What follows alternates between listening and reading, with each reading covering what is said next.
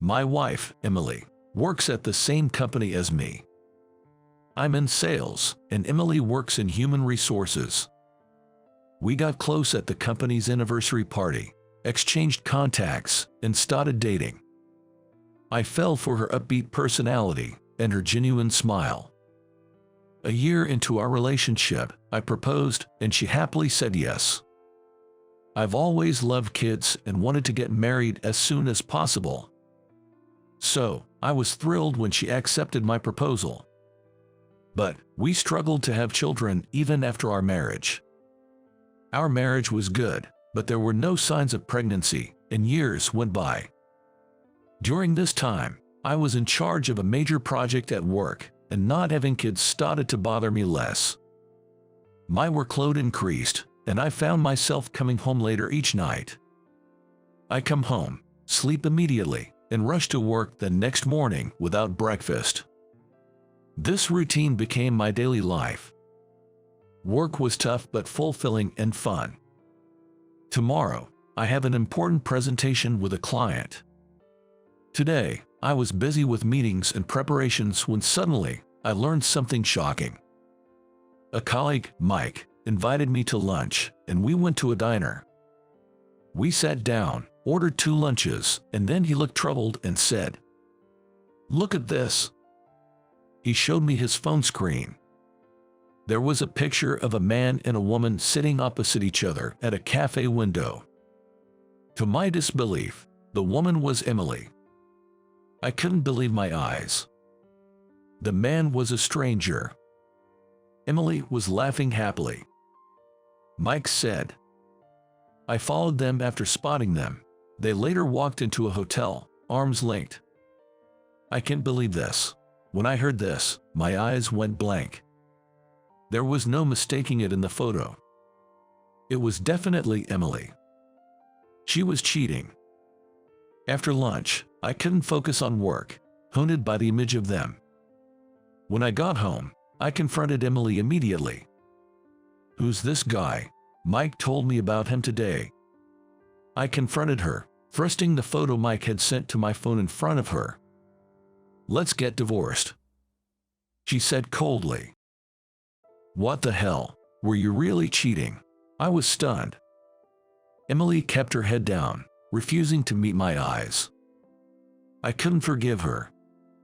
So, I agreed to the divorce. I didn't ask for alimony.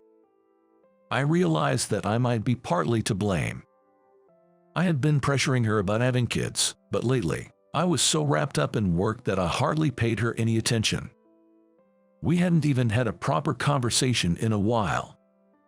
I guess she got fed up with me and turned to another man. But I couldn't think of starting over with her, who had given her heart to another man. Whatever the reason, it was a betrayal. Just thinking of her with another man filled me with intense anger, palpitations, shortness of breath, and dizziness. She left the house without any excuses. The next day, I had an important presentation for the project I was handling. But my mind was full of thoughts about the divorce. And I hadn't slept well the night before. As a result, my presentation was a disaster, and I failed miserably, getting dropped from the client selection. "What happened with your presentation today? It was terrible." "I'm sorry," and was removed from my role as project leader. After that, I couldn't focus on work. My mind was foggy. I even became unable to get out of bed in the morning and stopped going to work. I felt heavy, unable to do anything. I was overwhelmed with sadness and pain. I didn't care about anything anymore. Every day was a struggle. I went to see a doctor. The doctor recommended home rest, and I had to take a leave of absence from work. I tried various medications, but nothing worked, and I spent my days feeling unmotivated. After 6 months, I still couldn't bring myself to return to work, so I resigned and went back to my parents' home in the countryside, where they do farming. "You need to take it easy and rest up here. You can think about your next job when you're feeling better. You haven't been eating properly, have you? You need to get some nutrition." My parents welcomed me back. The neighbors, who I've known since childhood, were also kind to me. At first, I spent most of my time sleeping, but as I ate my mom's fresh vegetable-rich meals every day, I gradually started waking up in the mornings and began taking walks with our dog. Gradually, I started helping out with my parents' farm work. Before I knew it, a year had passed. I had learned all about farming and was considering taking over my parents' work. It was during this time. My brother and his wife, living in New York, both died in a car accident. Their 3-year-old son, now an orphan, was taken in by me as an adopted child. My 3-year-old nephew, Jake, didn't understand that his parents had passed away. "Where's mommy and daddy?" I would pick him up, comfort him, and we would cry together. Since then, I've raised Jake as my own child, and eventually, he started calling me Dad. I grew to love him so much. I realized that you can feel such deep affection even for a child who isn't biologically yours. Another year passed, and Jake turned 4. I would leave him with my mom during the day and continue working in the fields. I didn't think about Emily much anymore, but sometimes I wonder how she's doing now. Could she have remarried that man and be living together? Are they living happily? One day, our family went on a trip to a resort. In the hallway of the inn, I couldn't believe my eyes. It was the man from Emily's affair photo. There was no mistaking it. I had seen that photo on my phone countless times. But the man was with a different woman and a little girl, not Emily. What did this mean? Had he and Emily separated? I impulsively asked him, "Hey, where's Emily?" He looked surprised and told the 2 people with him to go ahead to their room before turning to me. "Excuse me, who are you, Emily?" "Oh, you mean Emily Monroe." Monroe was Emily's maiden name. "Jer, weren't you the one who remarried her?" He stared at me and then asked, "Are you Emily's ex-husband?" "Yes, I am." His expression changed suddenly. "Can we talk privately for a moment?" We decided to talk in the inn's lounge. "My name is James. I've known Emily since we were kids.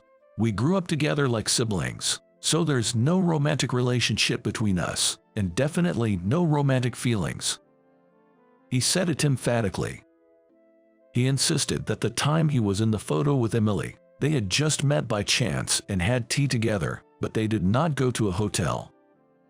Was this man telling the truth? Then why did Mike say they went to a hotel? And why didn't Emily deny it? James continued, "Did Mike have any negative feelings towards you?"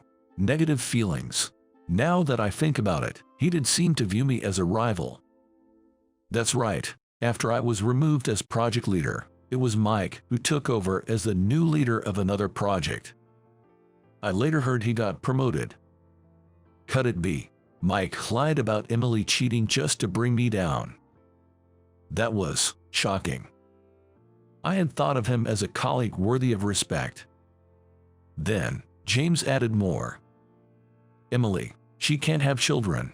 She was struggling because she couldn't have children with you, and when she went for tests at the hospital, that was the diagnosis, but you wanted children. So, she thought it would be better for you to divorce her and remarry someone else who could make you happy. That day we met after a long time, she was talking about that. So, that's why, even when accused of cheating, she didn't make any excuses and instead initiated the divorce." So that was it. What have I done? I had misunderstood her cheating and unfairly blamed her. Indeed, I had always wanted children. But even if we couldn't have children, my love for Emily didn't change. I wanted her by my side. What's going on? If only we had talked it out properly at that time. If we had, things wouldn't have turned out this way. Emily was consulting me about it afterward. She was thinking about divorcing for your happiness, but even several years after the divorce, she can't move on and is still closed off. James continued. Is she still single then? James nodded in response. He then gave me her contact information. She was living at her parents' house now. Unable to stay still after parting with James, I immediately called Emily. But it didn't connect. Maybe she had blocked my number. I called her home. Then a familiar voice answered the phone. "Hello, this is the Monroes." "Hi, this is David. Is Emily there?" "It's me, Emily." "David." We exchanged words for the first time in years. "Emily, I heard everything from James. I just happened to see him on a trip and talked to him. I'm truly sorry. I was wrong to suspect you of cheating. I didn't realize you were struggling. I am the worst. I want to apologize." My voice trembled. Tears didn't stop. From the other end, I heard Emily sobbing. "I also regret not discussing it with you and acting selfishly. I've been regretting not talking it out with you all this time," she said in a nearly fading voice. "Can we try again, Emily?" I hesitantly asked. "Yes," she nodded while crying. "But there's something different from that time, something I need to tell you." I headed to Emily's parents' house right after returning from the trip. We reunited for the first time in years and embraced each other tightly. I told her about Jake. The next day, I took her to my parents' house and introduced her to Jake. "Hello, Jake." "Hi." She really adored Jake. And he quickly grew fond of her too. I had given up on having children, but to become the mother of such a cute kid, I'm so happy," she said, tearing up. Hearing those words made me happy. The loss of my brother and his wife was still a shock, and the sadness hasn't healed yet. But maybe it was fate that I ended up taking Jake in. I want to raise Jake well, for the sake of my brother and his wife who have gone to heaven," I told her while hugging Emily, who was holding Jake. After that, Emily and I remarried and she moved into my parents' house. My parents welcomed her warmly. Now, we both help with my parents' farming. We're planning to rebuild our current house into a duplex soon. It feels almost like a dream that I had left the company. Speaking of Mike, the one who set me up, I heard he failed miserably in the final phase of a new project, causing great losses for the company, and was demoted afterwards. I thought about contacting the old colleague to give him a piece of my mind, but then decided it wasn't worth it. "Mommy, I'm hungry." "Okay, I'm cooking now." Jake has started calling Emily Mommy. These days, we're living incredibly happy lives. My name's Joe. I'm just an ordinary office worker. I haven't made much headway in my career, now at 41, but I have an irreplaceable family. I met my wife, Amy, 15 years ago, and we got married. This year, our eldest daughter, Emily, is in 5th grade, and our son, Ethan, is in 3rd grade. I've been living a happy life, blessed with children. But suddenly, I was thrown into the abyss. It all started with a call from my manager, Keith. "Joe, I need you to go out of state for a bit to acquire some new clients. Can you handle it?" He asked me to go on a business trip for about 2 weeks. "Sure, no problem.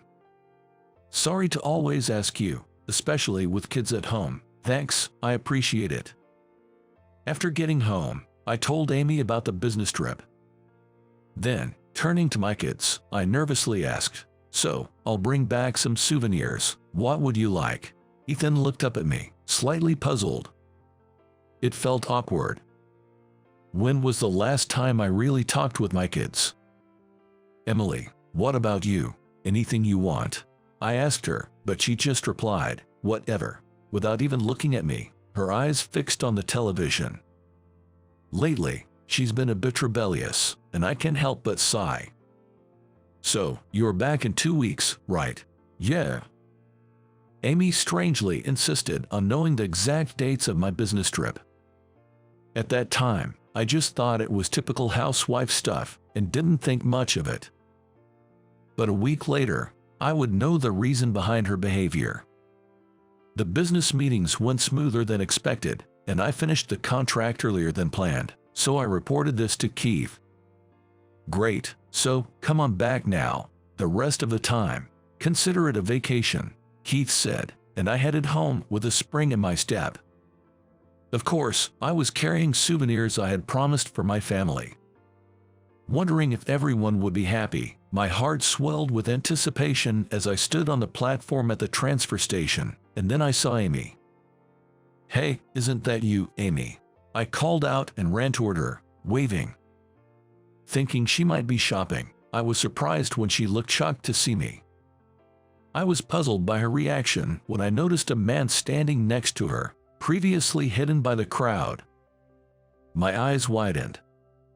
She was arm in arm with a young man. "Hey, Amy, what are you doing here?" I shouted, confused. But she retorted, "Wait, you're supposed to be back next week. Why didn't you tell me?" Angered, I turned my frustration towards the young man beside her. "Don't mess with me. Stealing someone's wife." I was about to confront him when Amy stepped between us, saying, "It's not Ken's fault." The name of Amy's lover seemed to be Ken, but that didn't matter to me. Seeing them both carrying large bags, it was clear they were planning a trip. When I realized this, I was stunned. "You mean to tell me you left the kids alone?" When I said that, she, either defiant or amused, suddenly started laughing. "They're old enough to stay home alone now." "What do you mean?" Then, with a sharp look in her eyes, she coldly said, "I know because, unlike you, I've always been the one taking care of the kids," as if to spite me. Feeling an indescribable pressure, I was taken aback, and she smiled satisfactorily, saying, "I'm not going back to that house anymore," and left with Ken, laughing. From the time I ran into my wife to her departure, everything happened so fast, I couldn't keep up. It felt like a bad dream. It was as if I was bewitched. But when I got home, I was speechless. The house was overflowing with empty snack and convenience store meal containers, and the trash can was full. Then, in a corner of the room, I found Emily and Ethan lying on the floor. "Hey, are you guys okay?" I rushed over to them. Seeing my face, Ethan whispered in a small voice, "Dad, I'm hungry." Emily didn't come to me for comfort, but she looked like she didn't have the energy to move. When I asked her what happened, she said Amy hadn't been home for 2 days. Amy had left them some money and told them to just eat something. But they were still kids. They impulsively spent too much at first and ran out of money, and today, they hadn't eaten anything yet. Seeing this situation, I finally accepted the awful reality that Amy had betrayed our family and gone off with another man. I immediately took the kids to a family restaurant. But I had no idea what to do next. I was always busy with work and left everything at home to Amy. I had a lot of business trips, and I hardly ever talked to the kids. Even when I tried to initiate a conversation, they both remained unnaturally tense. "Go ahead, order whatever you like, Ethan. You like omelets, right?" I said, pointing to an omelet on the menu, trying to lighten the mood, but Ethan murmured with a disappointed look, "I'm allergic to eggs." Then, Emily sighed at me and started choosing from the menu herself. Even during the meal, all my attempts to talk to them felt awkward and out of place. I know because, unlike you, I've always been the one taking care of the kids. Her spiteful words before she left with Ken kept echoing in my head. Maybe I have a lot to reflect on as a father. With that thought, I wolfed down my meal, channeling my frustration into it. From that day on, I started taking care of the kids, struggling with unfamiliar tasks like cooking, laundry, and cleaning. There was no sign of Amy coming back. She probably started a new life with that man, Ken. Still, when did she meet that guy? Thinking about it, I might not have been paying much attention to her lately. Maybe leaving everything at home led her to infidelity. Thinking this way, although cheating is absolutely unforgivable, it seems like the cause of it all lies with me. Trying to atone for my neglect, I worked hard at my job, housework, and raising the kids, but managing all of it was tough. Emily seemed relatively independent, quickly getting ready on her own, but Ethan needed to be woken up in the morning or he wouldn't get up at all. Every morning was quite a struggle. Moreover, the kids' elementary school didn't provide lunch, so I had to wake up earlier than usual to prepare their lunch boxes. The workload was significantly more than when Amy was around, and I was certainly accumulating fatigue.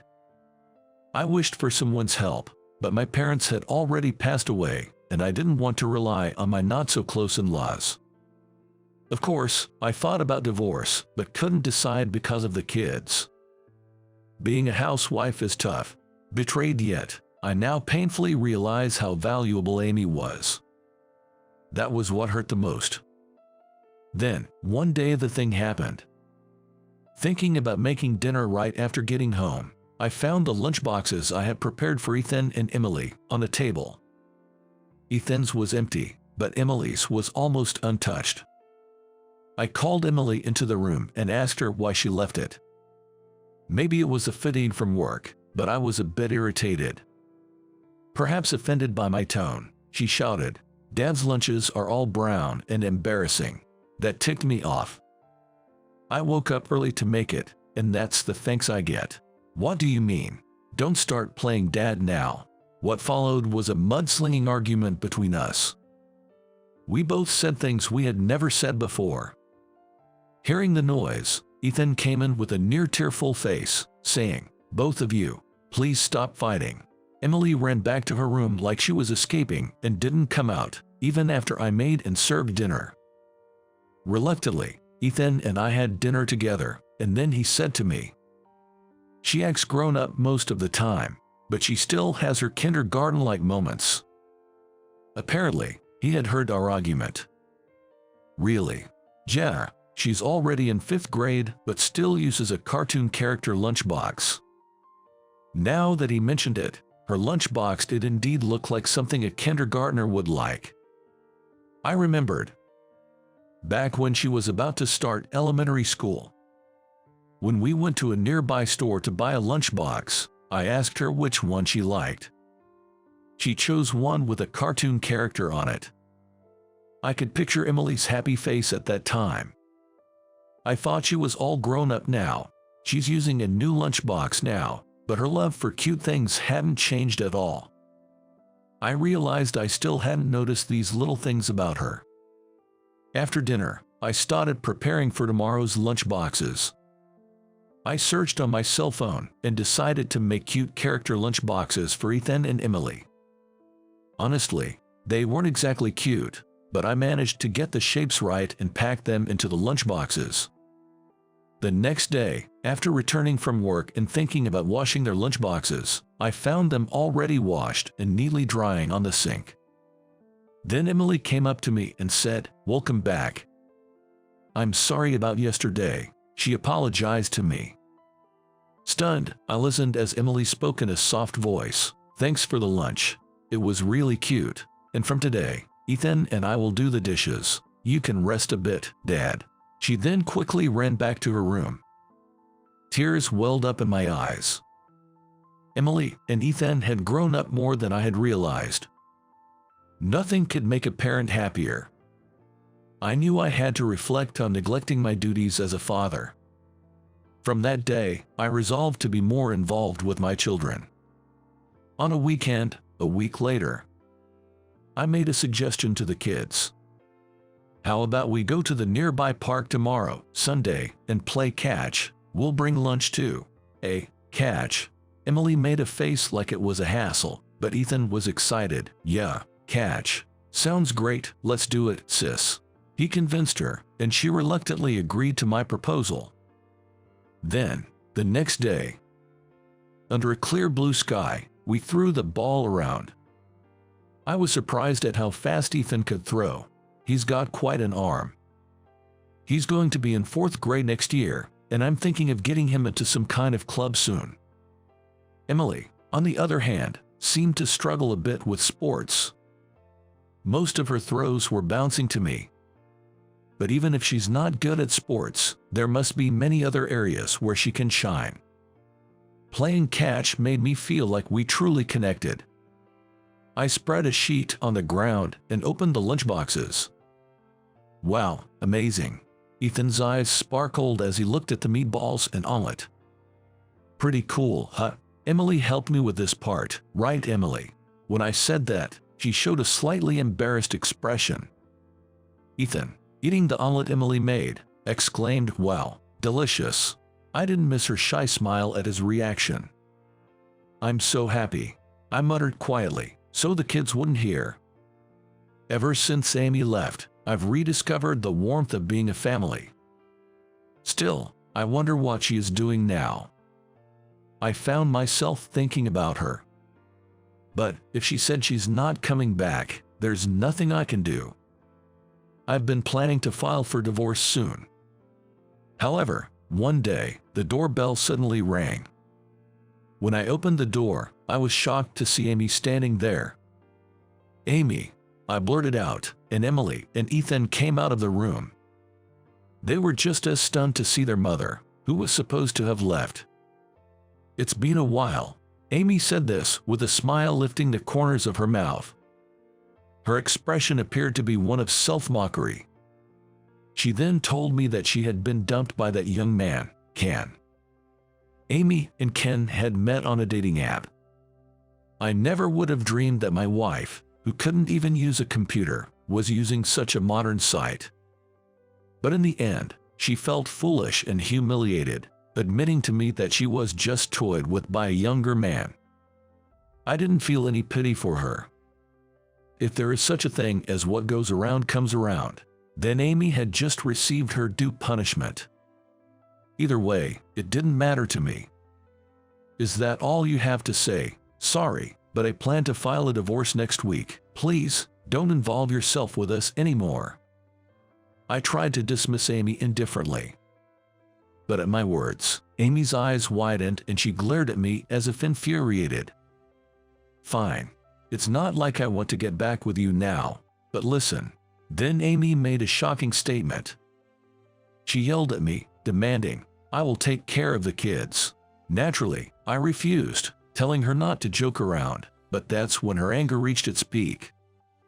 You've always been focused on your work, neglecting us. It's all because you never acted like a father. You never helped with housework or parenting. How can you raise the kids if we're divorcing? I'll take the kids and you pay child support. Amy ranted at me. I thought it was an incredibly selfish defense, but I couldn't deny that I hadn't taken care of the kids before, leaving me speechless. I don't want to be separated from my children. But above all, I want to prioritize Ethan and Emily's happiness. Would it be better for them to be with their mother? As I remained silent, Amy seemed pleased, twisting her lips into a smile. Kids need their mother after all. Come on, let's live together again, she called out to them in a gentle voice. But then, something unexpected happened. I hate Mom. I want to be with Dad. Ethan suddenly burst into tears. Amy was visibly confused by this response she hadn't anticipated. Why, let's live with Mom again, Amy said with a trembling voice, but then Emily declared, I never want to live with Mom again, in clear words. Then Emily revealed something shocking. Mom, I won't let you forget. You always left us at home, brought your lover home while Dad was away, and even tried to make Ethan call him Dad. Tears were overflowing in Emily's eyes. They were tears that seemed painful to speak through. I was shocked and immediately confronted Amy. You did that in front of the kids. It's not, that was. Amy tried to make excuses, but I could never forgive her. However, my anger was alleviated by the children inside the house. Mom, just leave. I want to play catch with Dad again, Ethan shouted, and then Emily, with a trembling voice, added, We'll live as a family of 3. Mom, please leave by yourself, as tears kept dripping down her cheeks. Amy stood there in a daze, looking deeply hurt by the children's words. Eventually, with a look of dejection, she dropped her shoulders and left without saying anything. I immediately rushed to the kids. They continued to cry. Their tears might also have been from the guilt of driving their own mother away. I hugged them and resolved once again to raise the kids by myself. Months later, on Father's Day, I received a portrait from the kids for the first time. The picture had "Thank you for always" written on it. Ethan's drawing was adorable, but I was amazed at how good Emily's was. For a moment, I thought it had been drawn by a professional cartoonist. I want to do drawing as a job in the future. I'm still not good at it yet, though, Emily said. She shared her precious dream with me. I told her, "You can definitely make it," and supported her dream. I plan to treasure this picture I received from Ethan and Emily for a lifetime. And I want to continue watching over their growth, right by their side. Oh, Jake, good timing. Do you have a moment? On the last day of the new employee training, I was stopped by Kevin from the HR department. "Sure, let's head to the break room." Kevin's story was this. There's a promising new female employee among this year's recruits. He advised me to make sure she doesn't quit.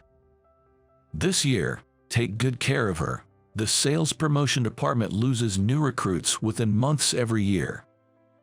Indeed, Kevin was right. I knew the reason why. It was because of the unreasonable demands and harassment by our manager, Bruce, which quickly demotivated the new recruits, leading them to resign. Something had to be done. If this continued, we wouldn't be able to nurture our juniors. I need to take good care of them, I thought to myself. A few days later, just as Kevin said, a new recruit named Emily was assigned to the sales promotion department.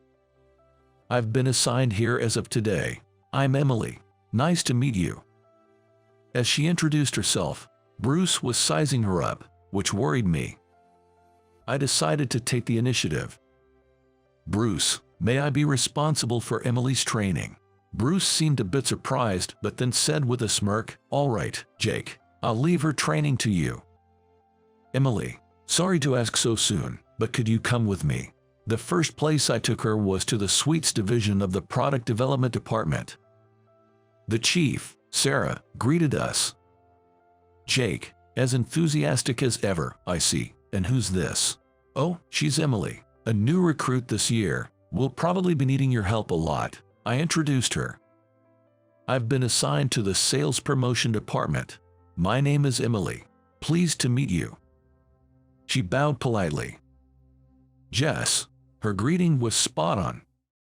We were shown the new products the sweets division had released over the past year. As sales promotion folks, we have to answer any questions perfectly when we present new products to clients. Emily looked intrigued. "Does that lead to contracts?" "Well, yes." "Have you looked over the materials?" "Yes." Her energetic response prompted me to ask her a few questions.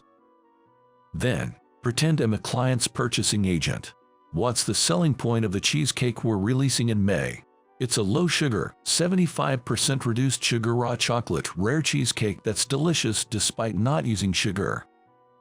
"And what are the countries of origin for the cream cheese and the raw chocolate used in this cheesecake?" The country of origin. Do I need to remember that too?" Emily looked puzzled. "Well, yes. These days, due to food fraud issues and a focus on food safety, people do ask about the country of origin and where it's made." After I explained this, Emily started reading the document again. Just as Kevin said, Emily has potential. Watching her, I thought so. Among the new recruits who only do what they're told, she was very motivated. From the next day, we started visiting our clients' retail stores. It's often said that new recruits these days don't take notes, but Emily was different. Our company is a food manufacturing company that supplies sweets and deli food to supermarkets we have exclusive contracts with. I decided to take Emily with me to visit 17 supermarkets within the state, 2 or 3 stores every day. She was eager and dedicated to her work, and I seriously started thinking about nurturing her talent. Because I was taking Emily out every day, Bruce lost his chance to harass her.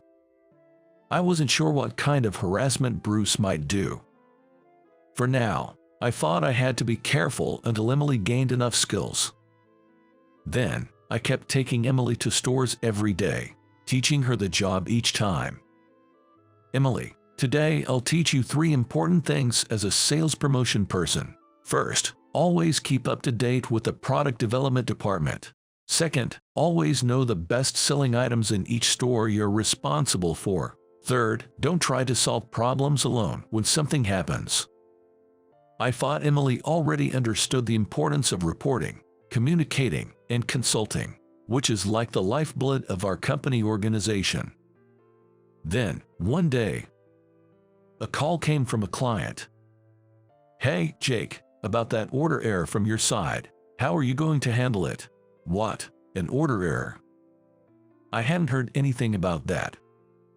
I was momentarily stunned on the phone. "Hey, Jake, are you listening?" "Yes, sorry about that. I'll check and get back to you right away." After ending the call, I immediately called for Emily. "I just got a call from the store manager. What's this about an order error?" Her face turned pale. "Well, actually, according to Emily, 3 days ago, when she returned from an external visit, there was a message note on her desk. The note said to deliver 300 strawberry tarts, a new product for the month, to the store." "And the note?" I asked. She took it out of her desk drawer. Since there's no name of who took the call, it's hard to know who wrote it, right? "Yes. What do you think you should have done in that case? Should I have checked who wrote it?" She answered in a low voice. "Well, yes, or maybe you should have confirmed with the store manager if this order was correct." "Yes." Her face turned even paler, and her voice lost its strength. But I had to address the important issue, so I continued. "Emily, why didn't you report it as soon as you found out about the order mistake?" As I said this, she looked even more pale and said in an even smaller voice, "I'm sorry. I thought I had to fix it since it was my mistake. Usually, our store orders a total of 100 sweets per day, including a variety of items. It should have been clear that an order for 300 of one kind was unrealistic." I had Emily confirm the real order quantity with the store manager. After she finished the call, she looked almost in tears. "I'm sorry, it's supposed to be 30 pieces. I thought so, a digit off." I sighed deeply and asked, "Emily, what do you think would be the best course of action in this situation?" Her response was unexpected. "I'm sorry, I'll pay for the excess myself." "What? You're going to buy 270 pieces?" "Yes." I was speechless at Emily's nodding affirmation. "What are you going to do with them? Eat all 270 pieces by yourself?" "No, I don't think I can eat all of them," she said, looking down. And then, I couldn't help but raise my voice. "Do you have any idea how much effort the product development department put into this new product? The same goes for the factory workers. No one makes these products expecting them to be wasted." At that moment, everyone in the department turned to look at us. I felt ashamed. What was the point of taking her to the product development department and the factory so many times? Had she understood nothing? She apologized with teary eyes and a barely audible voice. "I'm sorry." I told her, "It's okay, go back to your desk," and started calling our other client stores one by one. Some stores said, "If you can deliver today, we'll take some." So Emily and I split the task and delivered the 270 pieces we had collected. When all the deliveries were done and we returned to the office, Bruce was waiting. "Jake, you've been mentoring Emily for the past month. How do you plan to take responsibility for this?" He smirked unpleasantly. "Also, I heard you yelled at Emily in front of everyone. That's clearly an abuse of authority." Emily tried to say something, but I stopped her with my left hand. "Yes, you're right, I'm sorry." I bowed to Bruce. "Look at that." Emily's still looking pale and shaking. "Jake, you need to take responsibility for this. Be prepared for that." In a meeting that day, Bruce, who had always disliked me, apparently added a lot to his report and relayed it to the higher-ups. The following week, I was transferred to a factory that makes containers for deli foods. I never thought I would be demoted. For the next few days, I passed on all the knowledge and know-how I had to Emily. Even on the day before my transfer, she still looked gloomy. I really didn't know what to say. "I'm so sorry." Emily had been apologizing ever since my transfer was decided. "Don't worry about it. Instead, you did well keeping up with my tough training. You have potential." I patted her shoulder and said, "Well, I've been on Bruce's bad side since I joined the company anyway.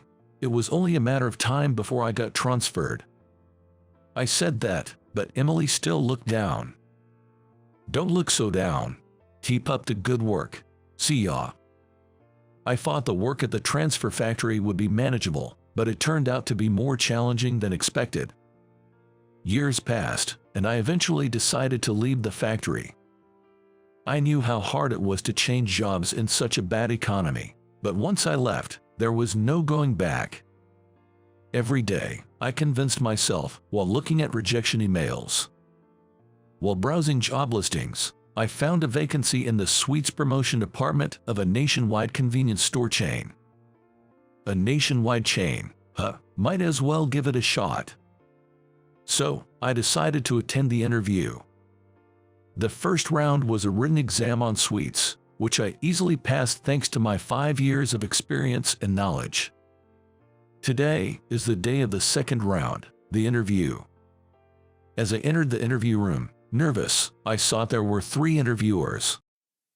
I assumed they would ask about my passion for sweets or what I wanted to do in the store's promotion department.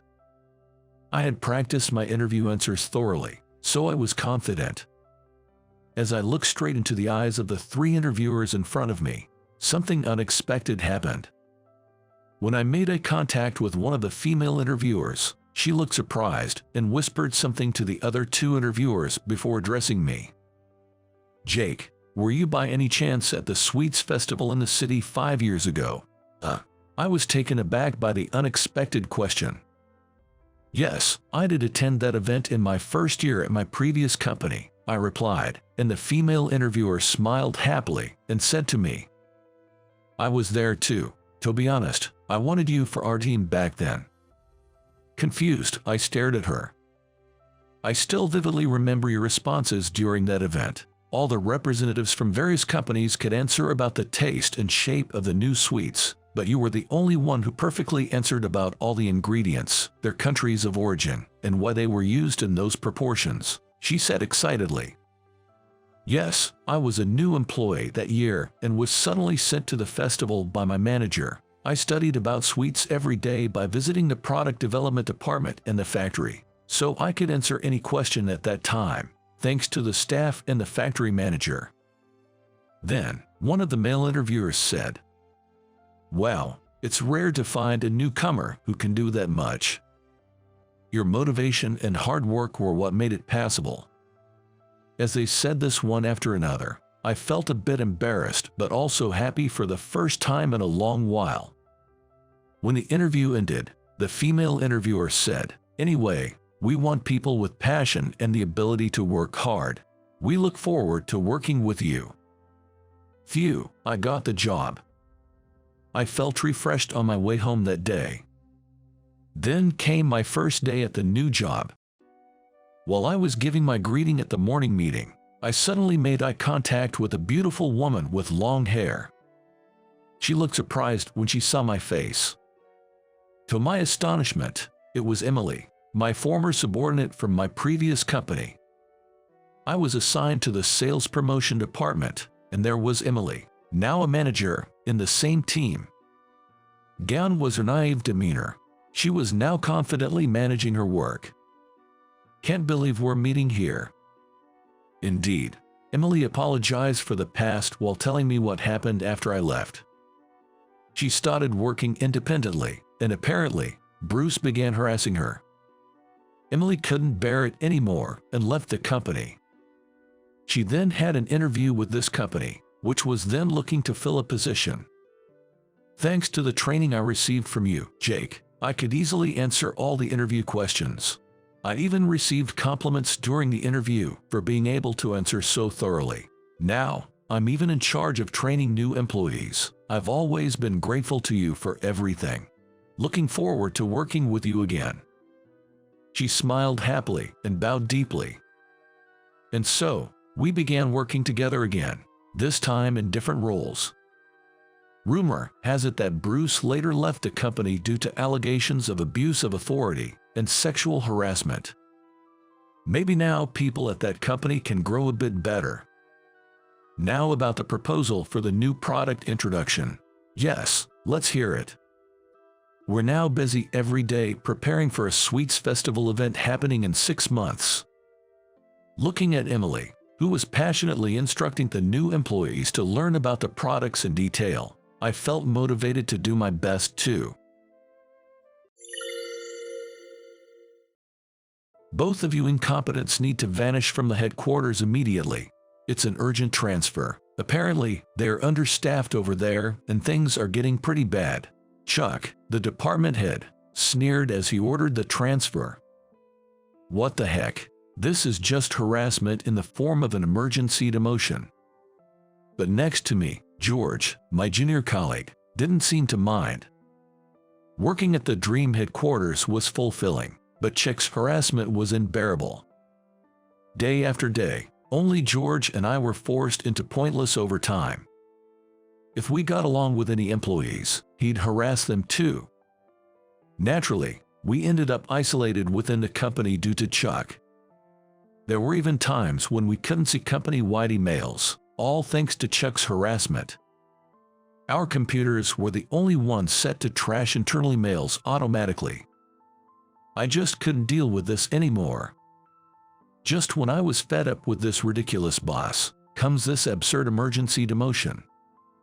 Goodbye, useless employees. It'll be refreshing not having you around, Chuck said with a sleazy smile as he saw us off.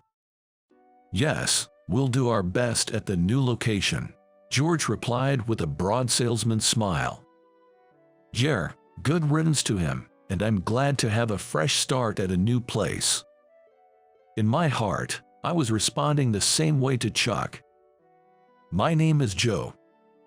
I've been working at this car manufacturer for 5 years. But now, I've been happily demoted. The reason was that I stood up for George, who was desperately enduring Chuck's bullying. The moment I'd offended him, I too was branded as an incompetent employee and suffered Chuck's harassment alongside George. But this demotion means a goodbye to Chuck, which feels refreshing. George and I were assigned to manage a small dealership in a remote town, but this place is dirtier than I expected. This area's been declining, and we hardly get any customers. That's what Dan, a longtime salesperson here, said. The previous manager apparently neglected the store's maintenance and was terrible at customer service. That was apparently because the previous manager lost motivation due to the lack of customers. Got it, so let's start with cleaning up the place. George, you start with the windows. Yes, boss. Are we starting right now? Notice something, act immediately. This is the secret to winning over customers. With a smile, I said this to a surprised Dan and we began cleaning. While cleaning, we decided to also quickly check the scattered documents and the condition of the cars on display. That's when I stumbled upon a little treasure. I decided to ask Dan about this find. Oh, that car, it doesn't run anymore, but a customer insisted we keep it since it was made by us. I see. What caught my eye was the first car ever sold by our company in the 1950s, known as the number 1. It's a battered old car, but any retro car enthusiast would be thrilled to see it. Boss, It'd be fun to get this running again, wouldn't it? Indeed. Shall we try fixing it? But to fix it, the engine's ruined, right? Besides, we can't put our budget into a wrecked car like this. Don't worry about it. I'll handle the costs with my savings. Leave it to me. Believe it or not, I'm actually a certified auto mechanic. I'm quite the car enthusiast. Back when I was at the headquarters, I tried restoring vintage cars several times. Well then, first things first, let's search the internet for someone who has an engine. Worst case, we might have to build the parts from scratch. If it comes to that, we're out of our depth. No worries. When the time comes, we'll have some help. Yes, right. George grinned at my words. Help. Do you know someone else who's an expert on cars? Dan looked puzzled, and I smiled confidently. A few days later, we received a call from an unexpected person. I'm sorry to bother you, but is Joe there? What? CEO. Why are you calling our store? Dan was so surprised that he stood up with the receiver still in his hand. I just need to ask Joe something. Yes, I'll pass the phone to him. Dan quickly handed me the phone. I cheerfully accepted the call. Hello, Joe speaking. I never expected a call from you, Keith. I was surprised by that internet post. To think you're restoring our company's first car, but to find that its parts, even if just the exterior, still existed.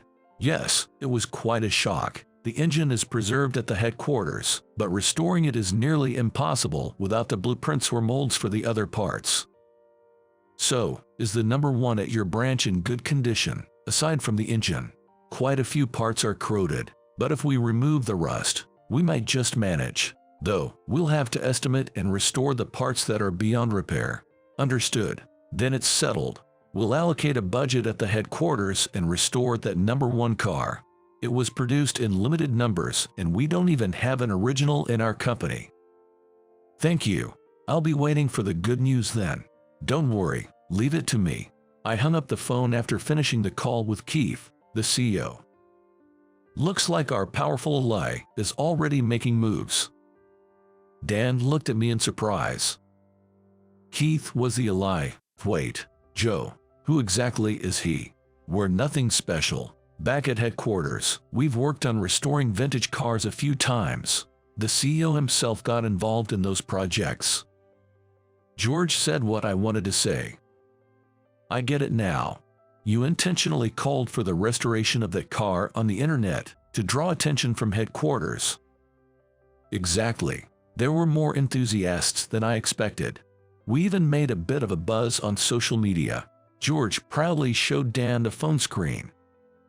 It displayed many passionate responses from car enthusiasts wishing for the revival of the number one car. I want to see the number one car in action. Looking forward to its revival.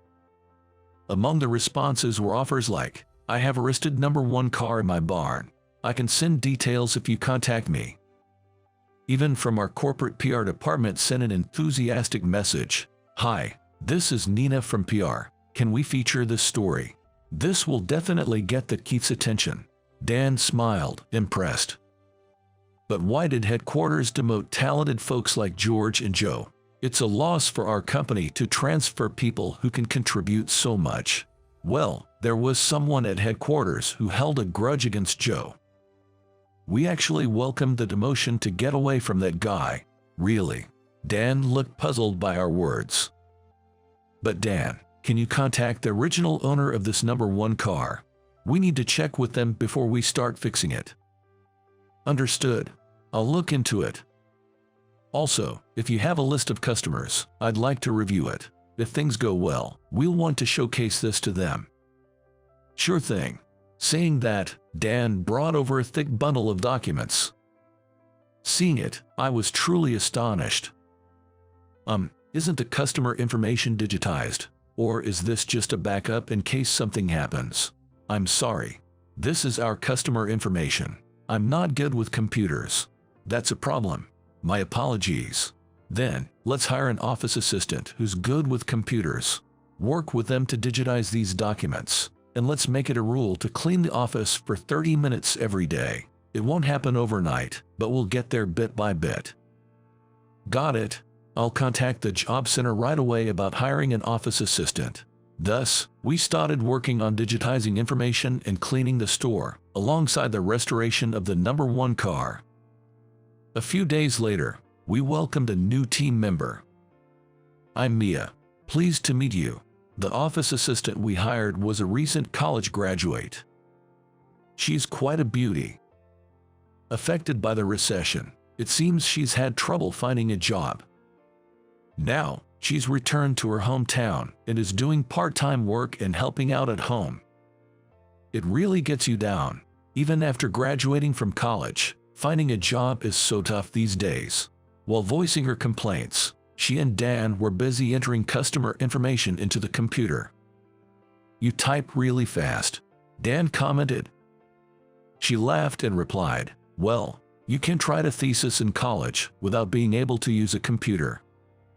Thanks to the arrival of this efficient young woman, the workplace suddenly seemed more vibrant. Within about 3 days, all the customer information was entered into the computer, making it easy to access any client's personal details. In her spare time, she even helped clean, and the once dirty store was now spotlessly clean. However, it's been a while since we've heard about the number 1 car's engine from headquarters, George mused. Jer, it's been 2 weeks since Keith's call, I replied. Should we contact them to check? Jer, let's get in touch with Keith directly. Directly to the CEO. Mia stopped typing and looked up in surprise. I suspect someone might be deliberately delaying our communications as a form of harassment. There's a troublesome guy back at headquarters who seems to be trying to set us up. Our former department at headquarters was also responsible for managing and maintaining the car display area. All the items on display were under the management of the same department. Probably, that annoying Chuck was interfering, causing the delay in the engine's arrival. But this project should have been authorized by Keith. We might need to give him a piece of our mind. George and I were calling to Keith. Joe, I haven't heard from you in a while. What's up? Sorry, Keith.